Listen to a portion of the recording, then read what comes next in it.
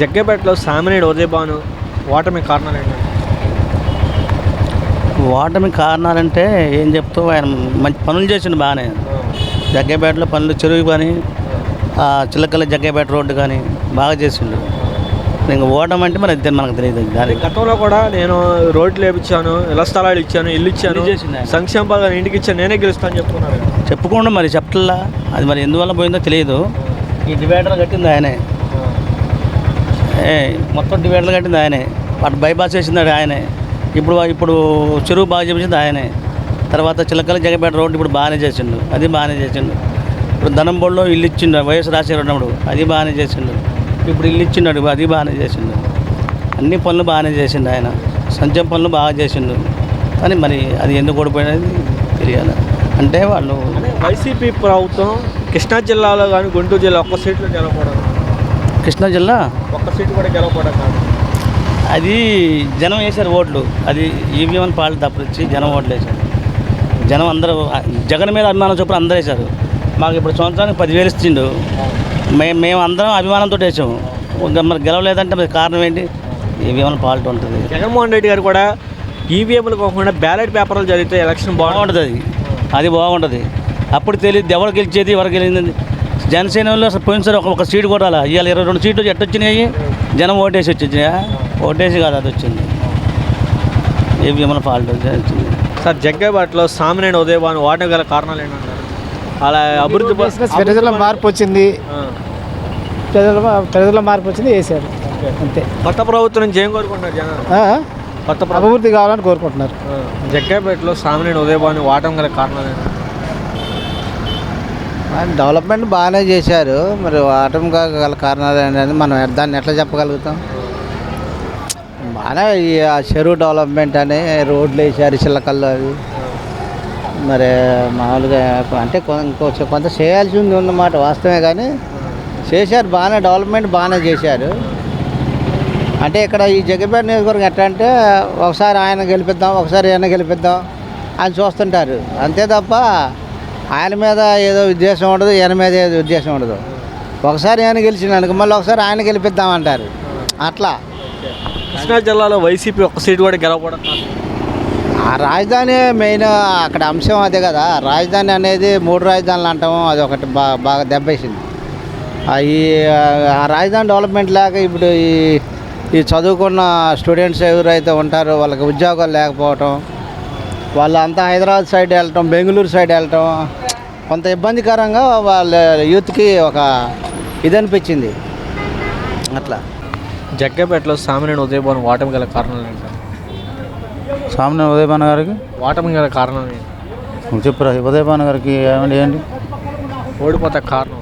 అది ఫస్ట్ నుంచి అనుకుంటూనే ఉండండి, ఈ రోజు కాదుగా. ఫస్ట్ నుంచి ఏంటంటే ఎవరైతే జనాల్లో మంచి చేస్తారో వాళ్ళు అనుకుంటున్నా ఉండే, ఇవాళ నన్ను కాదుగా. ఫస్ట్ నుంచి ఈసారి ఓడిపోతారు అనుకుంటున్నా ఉండే. అట్నే జరిగింది తప్ప కూడా కానే కాదు. జనాల్లో మార్పు రావాలంటే ఏదో రకం జరుగుతుంది. అది పైనుంచి వచ్చిన మార్పు కింద కూడా అంతే జరిగింది. అందరూ అభివృద్ధి చేసినట్టుగా ఎవరు గెలిచినట్టు ఏం కనపడలేదు. చేసినా చేయకపోయినా ఆటోమేటిక్గా ఎవరైనా సరే కొంత అనేది జనాల్లో ఎప్పటికప్పుడైనా కోల్పోవడం జరిగిపోతూనే ఉంటుంది. అంటే రోడ్లు వేసాము, చెరువులు బాగు చేసాము, ఇళ్ల స్థలాలు ఇచ్చాము, ఇంటి వద్దకి పరిపాలన నేనే గెలుస్తాను చెప్పుకున్నారు కదా. చెప్పుకుంటారు కరెక్టే. ఇప్పుడు చేసిన జనాల్లో మెప్పు పొందాలి కదా, వాళ్ళ మనసులో స్థానం సంపాదించాలి కదా. అభివృద్ధి చేస్తాం కరెక్టే. వాళ్ళ మనసులో ఏంటి ఇది మంచి ఏంటి చెడు అని చెప్పి అవగాహన ఉండాలిగా. అప్పుడు ఏమనిపిద్దంటే వాళ్ళు ముద్ర అనేది పడిపోవాలి. ముద్ర అనేది పడిపోతే ఏముంది, ఆటోమేటిక్గా ఓట్లు వేయాలని వేస్తారు, ఓడించాలని ఓడిస్తారు. ఇవాళ ఏంటంటే చాలామంది నాయకుడు జనాలు మోసం చేశారు. ఇవాళ తెలుగు ఏం చేస్తున్నారంటే జనాలు నాయకుడు మోసం చేసే రోజులు ఈ రోజులు. నువ్వు ఎంత చేసినా కూడా అది కాదుగా, అభివృద్ధి చేస్తారు, అందరూ చేస్తూనే ఉన్నారు. వాళ్ళ మనసులో చురుస్తమైన స్థానం సంపాదించాలి. మంచికి పలా సో అని చెప్పేసి అనాలి. ఒక పని చేసి 4 పనులు చేయడం అనేది ఇది అనిపించట్లేదుగా. జగ్గేపేట వరకు చెబుతున్నాండి, ఎవరు మంచోళ్ళు అనుకుంటే వాళ్ళు మంచోళ్ళకి ఓటేస్తారు తప్ప నేను అభివృద్ధి చేసిన అందరూ చేసిన వాళ్ళు చేయడం లేదు. ఆయన పెద్ద ఆయన కానీ రఘురాం గారు కానీ అభివృద్ధి ఎవరో ఒకరు ఎంతో కొంత చేసుకుంటూ వస్తూనే ఉన్నారు. చివరికి జనాలు వాళ్ళ మెప్పు మన్నందన పొందాలి. కక్ష సాధింపు చర్యలు కానీ లేకపోతే ఏదైనా చేయడం అలాంటివి కాకుండా మన అన్నట్టు చేస్తే ఆటోమేటిక్ ఎవరైనా వస్తారు. అంతేగాని మన అభివృద్ధి చేస్తారు. చేయని వాళ్ళు ఎవరు అందరూ చేస్తూనే ఉన్నారు, ఎవరు తగ్గట్టు వాళ్ళు చేస్తూనే ఉన్నారు. అయినంత మాత్రం కాదుగా, అందరు చేసి వాళ్ళ మనుషులు స్థానం సంపాదించుకోవాలి. జగ్గేపేటలో సామినేని ఉదయభాను ఓడిపోవడం కారణం? స్వయంకృత అపరాధం.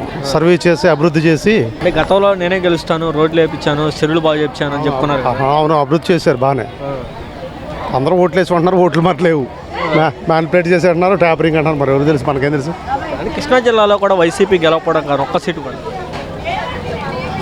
అభివృద్ధి అయితే చేశారంటున్నారు, మరి ఓట్లు వేసిన వాళ్ళు అడగాలి.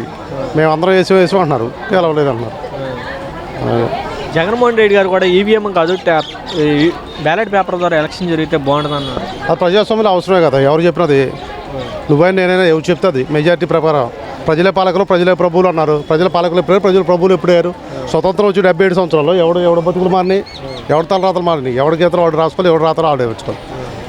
ఇంకా కూటికి లేక గుడ్డకు లేక ఇది ఇబ్బంది పడుతుంటే అతను ఉంటే కొంచెం ఎడ్యుకేషన్ పరంగా బాగుండేదేమో. మరి గెలవలేదు, మనం ఏం చేస్తాం. కానీ ఇక్కడ సామాన్య ఉదయభాను ఓడిపోవడం కారణం ఏంటంటారు? ఏముంది, వాలంటీర్లు సరి చేయకపోవడం, నిలిచిపోవడంలో. అంటే నేను రోడ్లు వేయించాను, చెరువులు బాగు చేయించాను, నేనే గెలుస్తాను చెప్పారు. చేశారు కానీ జనాలు ఇది చేయలేదు, దానివల్ల ఓడిపోవడం కారణం. జగ్గపేటలో సామాన్య ఉదయభాను ఓడిపోవడం కారణం ఏంటంటారు? ఓడిపోవడం కానీ ఏముంది, మామూలుగా ప్రభుత్వం వ్యతిరేక మీద ఓడిపోయాడు దాని మీద. అంటే చెరువులు తవ్వించాము, రోడ్లు వేసాము, ఇళ్ల స్థలాలు ఇచ్చాము, ఇంటికి వద్దగా పరిపాలన సాగించాము, నేనే గెలుస్తా అన్నారు కదా. అన్నారు, ఇది మామూలుగా ప్రభుత్వం వ్యతిరేక మీద ఓడిపోయారు దాని మీద. ఎలా అంటే ల్యాండ్ టైటిలింగ్ ఒకటి, అమరావతి రాజధాని 3 రాజులు చేస్తున్నాను అతను, దీనివల్ల ఓడిపోయాడు. ఈవీఎంలు కాకుండా బ్యాలెట్ బాక్సుల ద్వారా ఎలక్షన్ జరిగితే బాగుంటుంది. ఈవీఎంలు అన్నారు, 2019లో 150 గెలిచిండు. మరి ఇప్పుడు 2000 మరి దానికి అప్పుడు ఈవీఎం స్కీమేనా? అప్పుడు కూడా చంద్రబాబు నాయుడు గారు ఈవీఎం వద్దన్నారు. ఎవరేమన్నా 2019 మామూలుగా ప్రభుత్వ పరంగా వాళ్ళు జయించారు. ఇప్పుడు ఈ ప్రభుత్వం 2024లో వీళ్ళు గెలిచారు. ప్రభుత్వ వ్యతిరేక మీద ఓటున్నారు, ఎవరు తెలుసుకున్నారు. జగ్గపేటలో సామాన్య ఉదయభాను గారు ఓడిపోవడం కారణం అంటే రోడ్లు వేసాము, ఇళ్ల స్థలాలు ఇచ్చాము, చెరువులు బాగు చేసాము, మేమే గెలుస్తామని చెప్పాను కదా. అవును, అది వాస్తవం. అది వాస్తవమే.